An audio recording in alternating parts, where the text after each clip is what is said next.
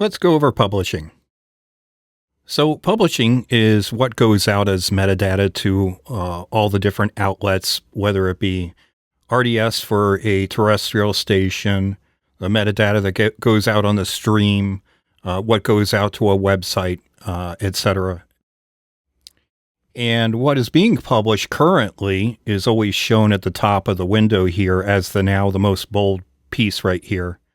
And then there are two entries here for back announcing if you're entering into a break. If you click this, you can actually change it to be whatever you want. You can make it the default. You can reset it back to what the track is.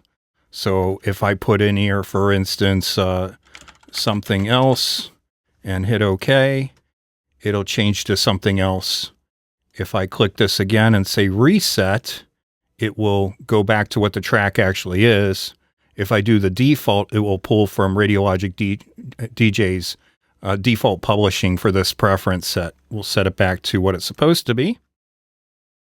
So down the list here in the program queue, you'll see some of these tracks are bold and others are not. So the songs here are bold, and these combos here, which is the voice work, are not bold.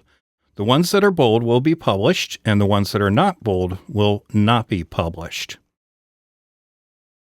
In this particular case, I actually have a couple tracks in here that I don't want to be published. They are internal station audio, and I would rather it use the default publishing. So first, let's go take a look at what the default publishing is by going into Radiologik DJ settings. And then on the publishing tab here,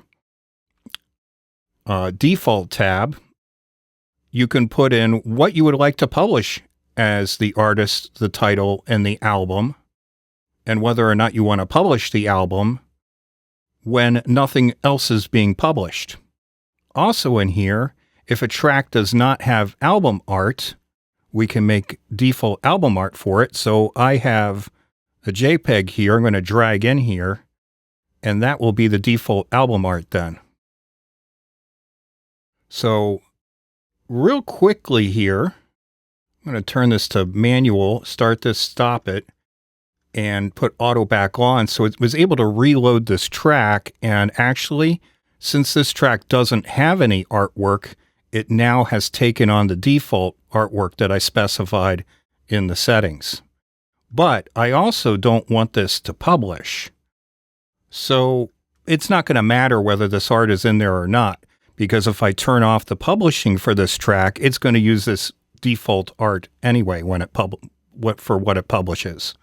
So let's take a look at a way to exclude other station elements from publishing. And that would be View Menu,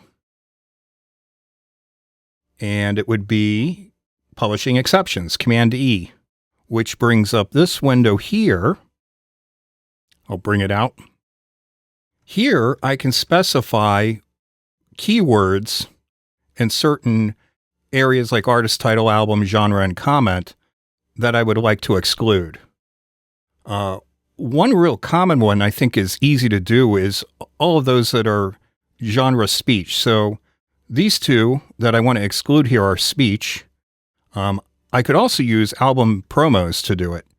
And you can do combinations of these things. So let's just start with the genre, and we'll do speech, and we'll hit apply. And when we do this, we should see these two purple labeled tracks.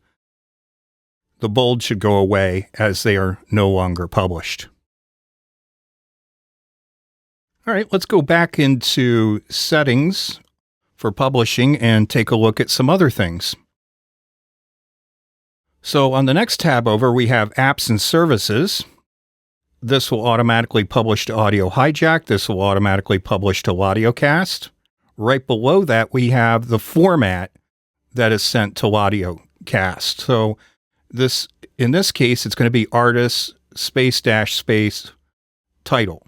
But you could make it something like title by artist. And you can see all the replacement tags by hitting this question mark. It will open up the help, and you can see everything that's available to you here. This only applies to Audiocast. Audio Hijack has a pre-formatted way of doing things, and you can reorganize what is actually the metadata and what is organized within Audio Hijack itself. The notifications here are notifications, macOS notifications. You can also send to Last.fm. If you don't have an account there, you can set up an account there and then authorize using these buttons. Same thing goes for TuneIn. Over on the Files tab, the files actually publish to a web folder. If we show that folder, I'll show where that is. It's actually in the music folder and the Radiologik folder in a web folder. I'm going to go over this files part in another video and we'll demonstrate that. But within here, there are settings like your artwork, what size would you like the artwork to be saved at, what quality JPEG level would you like, and exactly how many tracks in the past and upcoming you would like to publish. Because it's a little more work to do, well, let's say 40 tracks upcoming and past, it's a lot more work for it to do. Just do as many as you need for whatever you're doing for your website. Again, I'll show more of this in a future video. And then over here we have network and serial. So there are two get URL services that we can use here. And you can test these by using, it's basically like hitting the URL in a web browser where you can format the text within that URL to send data to it. And in here, you can do it, but you would put in the regular text for that URL and then use the replacement tags within that to put that in. Actually, I think I show some examples here. So for instance, if we were to send to IceCast, we could take this example right here and paste it. And what this does is this is just an example, but it goes to localhost, which is IceCast running on this Mac at port 8001. And we send the song metadata, the artist, space, dash, space, and we send it to whatever the mount is and character set as UTF-8. So that's how that is used. You can also send to other devices that take TCP connections or UDP connections. Actually have one that sends to an actual RDS unit. I believe it's an Automat where it takes UDP on probably port 2000 and it has its own format. So you have to look up what that format is. And then, so this will be whatever that address is, the port, and then the text command will actually go down here. You can also send to a serial port. There are USB to serial connectors, and you can actually send to older equipment that actually takes a serial connection. And again, here in the text command, we have another set of replacement tags. And some of these vary depending on their function. So for instance, this one can actually put little delays in between each command because sometimes when you're sending to TCP, for instance, you need to let it respond to the first command and then put a little bit of delay in and then respond to the next command. So, and then down here we have whether or not to send default publishing.